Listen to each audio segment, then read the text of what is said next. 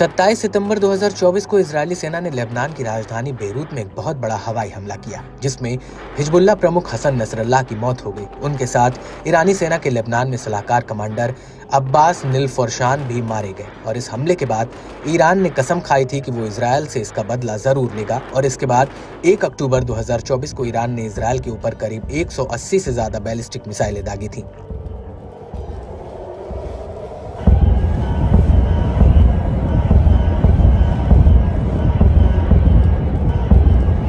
हालांकि उस वक्त इनमें से अधिकतर मिसाइलों को इंटरसेप्ट कर लिया गया, लेकिन इजरायली पीएम नेतन्याहू ने साफ कह दिया कि वो इस हमले की कीमत ईरान से जरूर वसूलेंगे। लेकिन नेतन्याहू के बयान पर पलटवार करते हुए ईरानी विदेश मंत्री अब्बास अग्राशी ने कहा था कि इजरायल इस हमले पर जवाबी हमला ना करे, और अगर उसने ऐसा किया तो अंजाम बहुत बुरा होगा।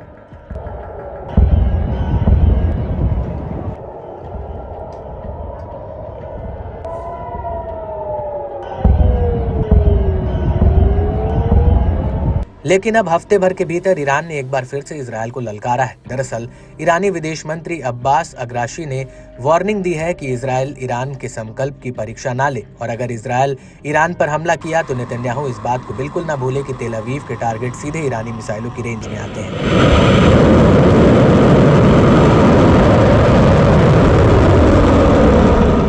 رژیم صهیونیستی توصیه می‌کنیم که اراده جمهوری اسلامی ایران رو آزمایش نکنه. اگر هر حمله‌ای به کشور ما صورت بگیره، پاسخ ما قدرتمندانه‌تر و پرقدرت‌تر از گذشته خواهد بود.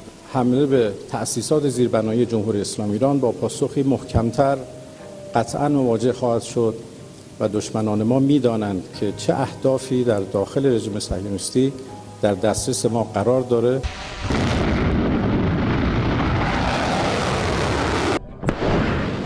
लेकिन बड़ा सवाल यह है कि आखिर ईरान इजरायल पर इतने ज्यादा जुबानी हमले क्यों कर रहा है, और वो ऐसी कौन सी मिसाइलों की बात कर रहा है जो पूरे तेल अवीव को अपनी चपेट में ले सकती है, जिनके दम पर ईरान इजरायल को ललकार रहा है। दरअसल इसको लेकर एक ऐसी खबर उड़ रही है जो कितनी सच है या कितनी झूठ ये हम नहीं कह सकते, लेकिन खबर का ईरान के इस उत्तेजक रवैये से कनेक्शन जरूर है।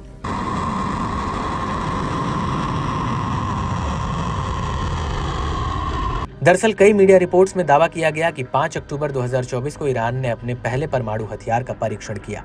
हैरान करने वाली बात यह है कि इस दावे से पहले ईरान और इजरायल में 4.6 मैग्नीट्यूड की तीव्रता वाला भूकंप आया। रिपोर्ट्स के मुताबिक 5 अक्टूबर की रात करीब 10:45 पर भूकंप के झटके महसूस किए गए।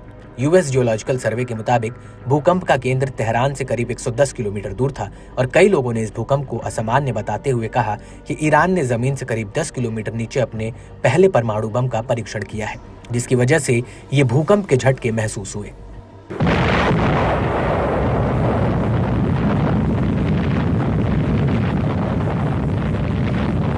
लेकिन अमेरिका की खुफिया एजेंसी CIA के डायरेक्टर विलियम बर्न्स ने जॉर्जिया में आयोजित एक सुरक्षा सम्मेलन में कहा, हालिया दिनों में ईरान ने अपने परमाणु कार्यक्रम को आगे बढ़ाया है। उनका यूरेनियम एनरिचमेंट एक परमाणु बम बनाने के बेहद ही करीब पहुंच चुका है। इसकी वजह से ईरान अगर चाहे तो परमाणु बम के लिए पर्याप्त सामग्री को जल्दी से सुरक्षित कर सकता है, और बाहरी दुनिया के पास इसका जवाब देने के लिए समय भी कम होगा।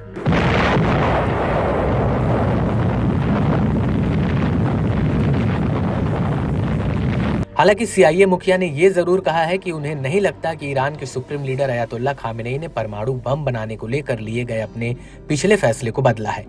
बर्न्स का कहना है कि खामेनेई ने 2003 में परमाणु बम नहीं बनाने का फैसला लिया था। उन्होंने परमाणु बम के खिलाफ फतवा भी जारी किया था।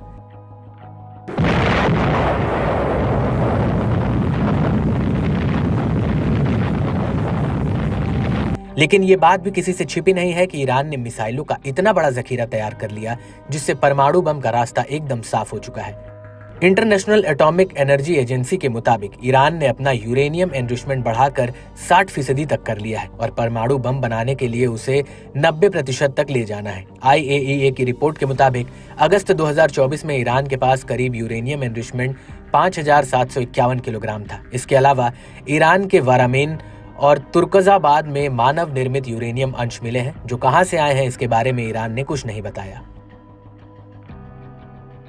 इसके अलावा ईरान ने फोर्दो प्लांट में 8 नए IR-6 सेंट्रीफ्यूज के कैस्केड लगाए हैं। इसके अलावा ईरान ने नटैंज इलाके में जमीन के भीतर बने परमाणु अड्डों में 18 में से 10 IR-2M सेंट्रीफ्यूज लगा दिए हैं। ईरान यहाँ पर 2 अतिरिक्त ऐसे ही उपकरण और लगा रहा है और इसी समय में ईरान ने IR-2M के चालू सेंट्रीफ्यूज की संख्या भी बढ़ाकर 15 कर दी है। और इन सभी को देखकर लगता है कि ईरान अंदर ही अंदर कुछ बड़ा कर रहा है जो दुनिया से छिपा हुआ है।